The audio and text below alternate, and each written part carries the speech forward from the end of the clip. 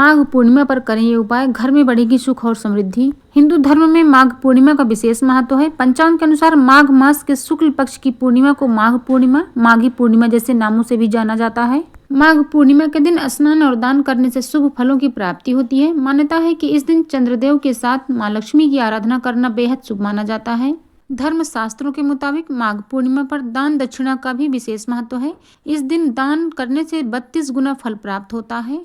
आज हम आपको माघ पूर्णिमा पर किए जाने वाले कुछ खास उपायों के बारे में बताएंगे जो आपके घर में सुख और समृद्धि बढ़ाएंगे। पुराणों के मुताबिक माघ पूर्णिमा पर गंगा स्नान करने से भगवान श्री हरि की विशेष कृपा प्राप्त होती है।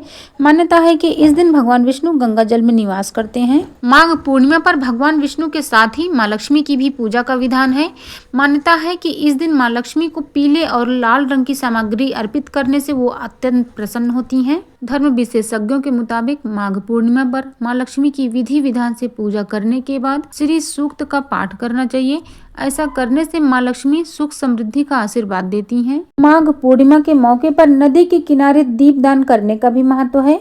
मान्यता है कि ऐसा करने से देवी देवता प्रसन्न होते हैं और पुण्य फल की प्राप्ति होती है। माघ पूर्णिमा पर 11 कौड़ियों को हल्दी से रंगकर माँ लक्ष्मी को अर्पित करने से आर्थिक तंगी से छुटकारा मिलता है। पूजा के बाद इन कौड़ियों को लाल कपड़े में बांधकर तिजोरी में रख दें। आर्थिक तंगी को दूर करने के लिए माघ पूर्णिमा पर यह उपाय अवश्य करें। धन्यवाद।